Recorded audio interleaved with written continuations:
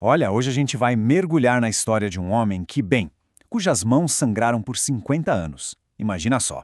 Ele era visto como um santo por milhões de pessoas, mas ao mesmo tempo era chamado de fraude, e sabe por quem? Pela própria igreja que ele servia. Essa história é cheia de paradoxos do Padre Pio. Então fica a pergunta, né? Como é que pode? Como é que uma única pessoa consegue ser ao mesmo tempo um ícone de fé e um alvo de tanta desconfiança? A grande questão que vai guiar a nossa conversa é essa mesma. E é isso que a gente vai investigar agora. Para a gente entender a figura do Padre Pio, primeiro de tudo, a gente precisa olhar para esse mistério médico que está no centro de tudo. Pensa bem, por 50 anos ele teve feridas que simplesmente pareciam desafiar qualquer explicação da ciência. Era um verdadeiro enigma que deixava tanto os médicos quanto os fiéis de cabelo em pé. E no coração desse mistério todo, a gente encontra um fenômeno chamado de estigmas. E olha, não são feridas comuns não. Na tradição mística, os estigmas são vistos como uma manifestação física no corpo da pessoa das mesmas feridas que Jesus Cristo sofreu na crucificação. E para o Padre Pio, bom, isso virou a realidade dele de todo santo dia. E o interessante é que isso não aconteceu do dia para a noite. Não mesmo. Tudo começou, sabe, bem sutilmente, lá em 1910, como as dores que ele sentia, mas que ninguém via, por isso invisíveis. 8 anos depois, a coisa ficou mais intensa. Ele teve uma visão, falou de uma lança de fogo. E aí, em setembro de 1918, tudo mudou. As feridas apareceram de vez, visíveis, e começaram a sangrar sem parar por meio século. Foi ali que o destino dele foi selado. Só que, olha que coisa. Enquanto a fama dele explodia entre as pessoas comuns, lá dentro dos muros do Vaticano, o clima era outro. Uma verdadeira tempestade estava se formando. A própria igreja que ele tanto servia estava se tornando a sua maior adversária. Isso preparou o terreno para um conflito que, no fim das contas, definiu a vida dele. Gente, a diferença entre o que o povo pensava e o que a igreja oficialmente dizia era um abismo. De um lado, você tinha os seguidores dele, que o viam como um santo em vida, uma linha direta com Deus. Do outro lado, o Vaticano, que o enxergava como um problemão. Chegaram a cogitar que ele era um psicopata, um histérico, que liderava um culto baseado em superstição. Pesado, né? E essa suspeita toda não ficou só no papel, ela virou ação. Em 1931, a decisão foi tomada.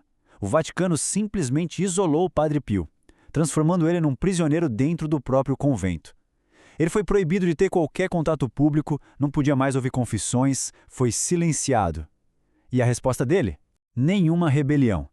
Pelo contrário, obediência total. E o mais irônico é que essa atitude, essa obediência, acabou se tornando um dos pilares para a santidade dele no futuro. Bom, com a igreja dividida, quem é que entra em cena? A ciência, claro, para tentar dar um veredito final. A pergunta estava no ar para todo mundo ouvir. Isso é um milagre ou é uma grande farsa? A razão estava ali, pronta para encarar de frente algo que parecia simplesmente inexplicável. E o cara que o Vaticano escalou para essa missão não era qualquer um. E definitivamente não era um homem de fé. O nome dele era Dr. Amico Bignami, um patologista da Universidade de Roma. Um professor, ateu convicto, um homem da ciência até o último fio de cabelo.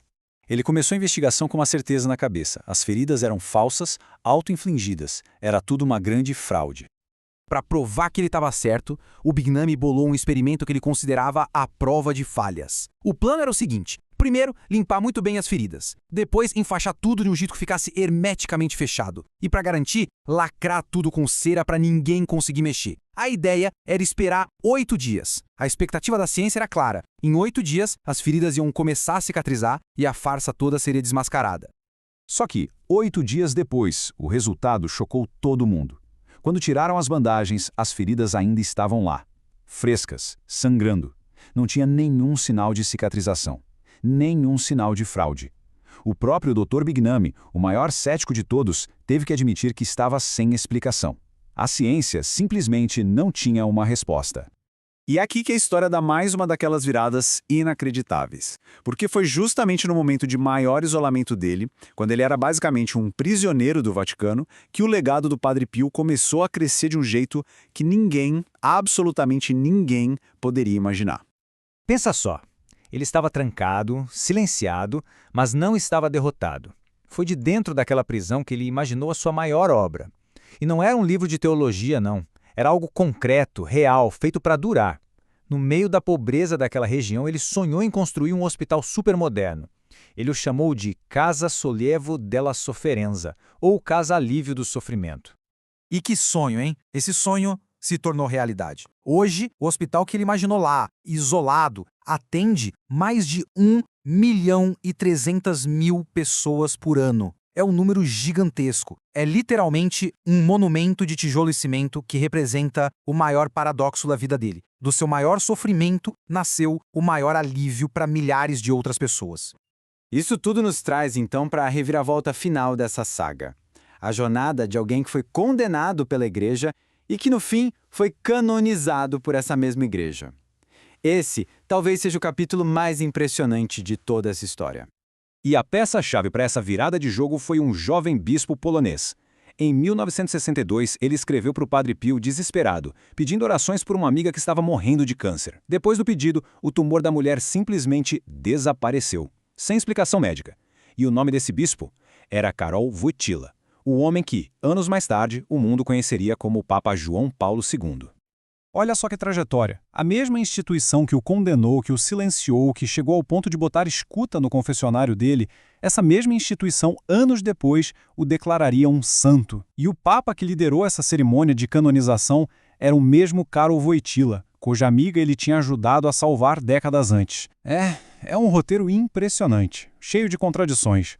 Mas para virar santo oficialmente, não basta. São necessários milagres comprovados.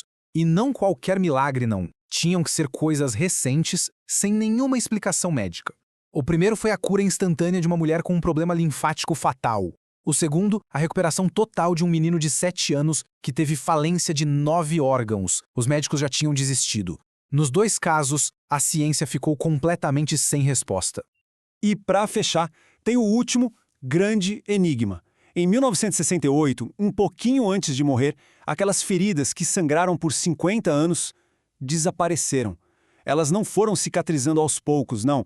Elas simplesmente sumiram. A pele dele ficou lisa, intacta, como se nunca tivessem estado ali. Foi o último mistério que ele deixou para trás.